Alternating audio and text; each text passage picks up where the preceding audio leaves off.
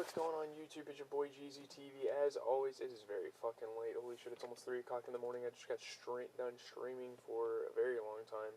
I streamed for like 5.5 hours. I gotta get to bed though.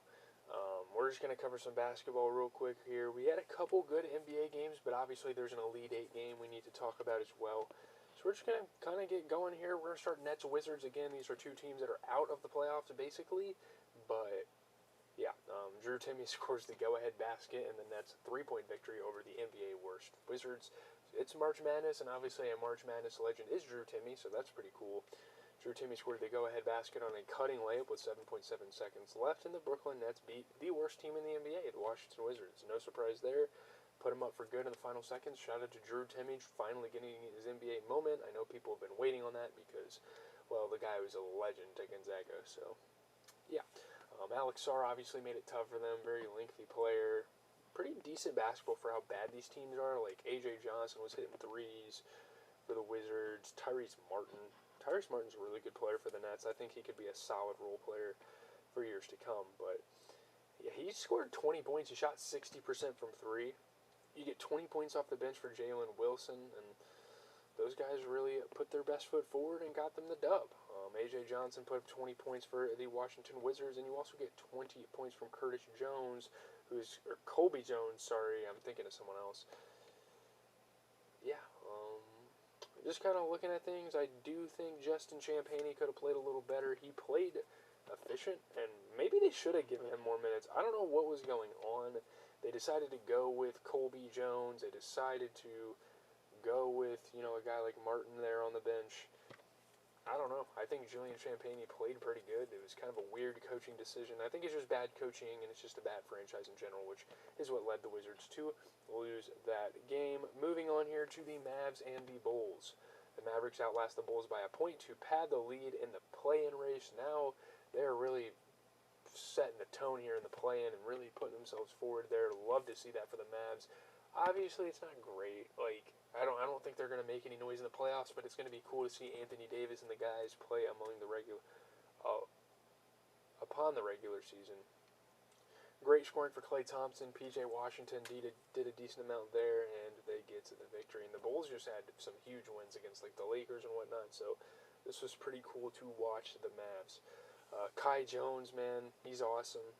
He gets up. He's an athletic player. He's a guy that the Mavs just picked up recently to kind of fill in the void, a try at least, of Derek Lively and Daniel Gafford. Fuck, I can't talk. Montes Buzelis, he's a young guy. He gets up for some dunks this game. Pretty good basketball. Montes Buzelis, shout out to him. I mean, he played pretty good on both sides of the ball. Obviously, Anthony Davis is just such a tough player, though, as well. Yeah, man, you look at the Dallas Mavericks, 14 points, 11 assists for Spencer Dinwiddie. He shot 50% from three. Klay had 20 points, 50% three-point shooting. Literally 15 of his 20 points came from three-pointers. That is the Klay Thompson that we know. Mavs are just taking it simple. You look at the Bulls, 28 points for Montes Buzelis, great game. 25 points for Nikola Vucevic. He shot 40% from three and 50% overall. 25 points, 11 rebounds for Kobe White. He shot 50% overall as well. Kevin Huerter and Josh Giddey didn't really do a good job at picking up the slack on the starting lineup. Josh Giddey's had a really good run at things recently, and this wasn't the greatest of his games. Obviously, they have Zach Collins, they have Dalen Terry, they have decent guys coming off the bench there, but yeah, Josh Giddey and Kevin Huerter, if they're going to have success in the play-in, if they're going to maybe try to make a Cinderella story out of a playoff run, they're going to need more out of those two guys. So there you have it for that game. The last game we want to talk about for the day is the Lakers versus the Grizzlies. Austin Reeves and Luka Doncic lead the Lakers to a 7-point victory over the Grizzlies.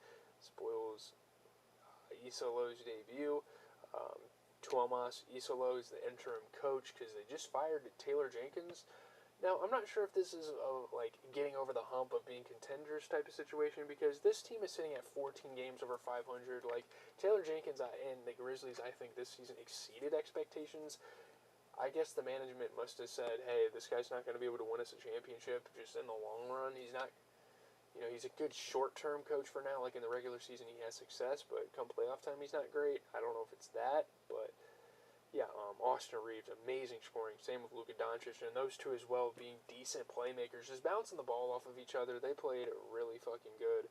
They get the win. They hold on. No look dimes to LeBron. It's just showtime when Luka and LeBron are on the court. It's just good basketball. I love watching it. LeBron, going backdoor, cutting, just using his IQ throughout this game. Good stuff. I mean, Luka, LeBron, and Reeves. We knew they were going to be a dangerous duo, but we didn't necessarily know how dangerous they were going to be. So, yeah, Jaren Jackson Jr., he's always going to be a tough big man to play, but it's really hard to beat this, three-headed monster, man. LeBron James, 25 points. He shot 40% from three. 29 points for Luka Doncic. 31 points for Austin Reeves, who shot 50%. Man, that guy is a beast.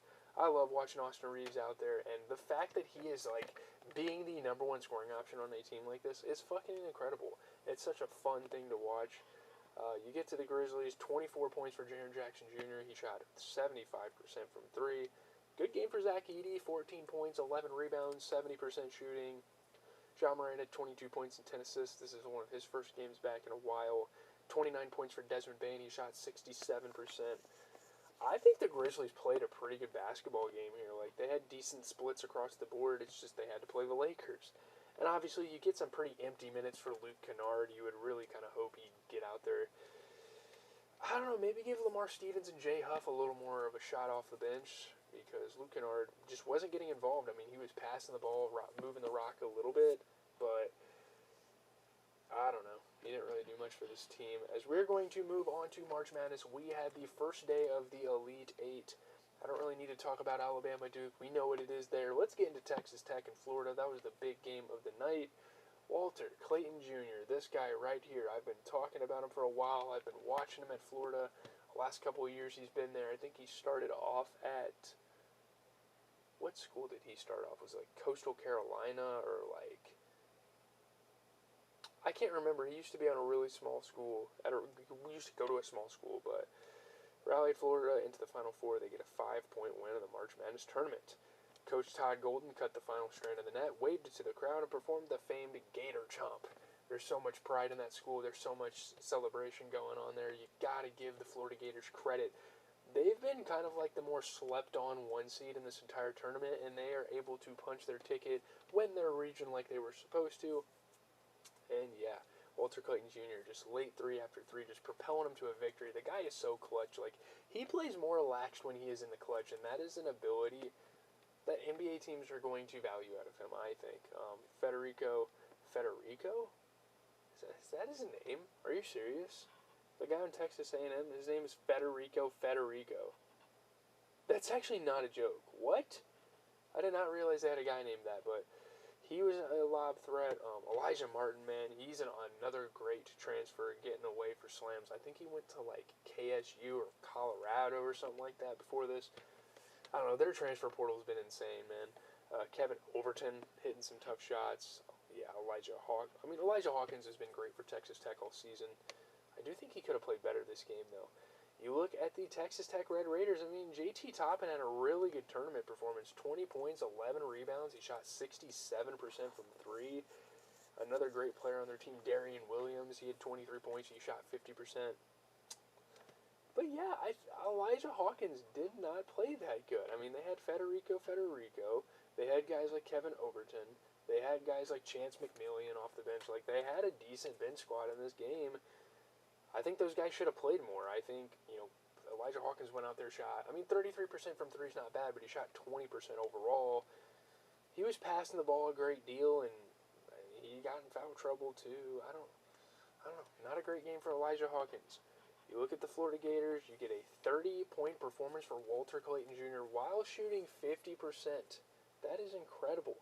20 points, 11 rebounds off the bench for Thomas Howe. He had a great story. They were talking to him in the postgame. He was talking about, being a longtime Florida Gators fan. That's so cool to hear. He shot 67% from three. So those two really getting it done for the Florida Gators. That's going to do it. I guess we could kind of do some previews and then end the video. Sunday, NBA is going to have a lot of games. But again, we are locked in on this Elite Eight. We have 2 more games to go there. Obviously, Clippers-Cavs in that afternoon window will be pretty nice. And I think the games are going to be ending relatively early, so you guys should be getting that video soon tomorrow. Pistons are playing the Timberwolves. That'll be a pretty nice game. Other than that, I don't know. Looking at the NCAA side of the things, Sunday we have Elite Eight action. I think these are two pretty lopsided matchups. I think the 1 seeds should be able to make the Final Four. And again, I've been talking about this before. I don't know how often it is that all four first seeds make the Final Four. And people are going to say, oh, there's no parity, oh, there's no, Cinderella stories, but, this is more impressive than the Cinderella stories making the Final Four. This is more impressive than the FAU runs and the St. Peter's and the Chicago Loyolas, honestly, because this just doesn't happen. You don't get the 4 best teams in college basketball making it to the Final Four. And I think it could very well happen this year. I think there's a very strong chance. I like Michigan State and I like Tennessee, and they've had great tournament runs, which is why they're in the Elite Eight, but, dude, these 1 seeds are really fucking good this year. So it's going to be interesting to watch this tomorrow. As always, I will catch you guys tomorrow. If those games are good, if we get some close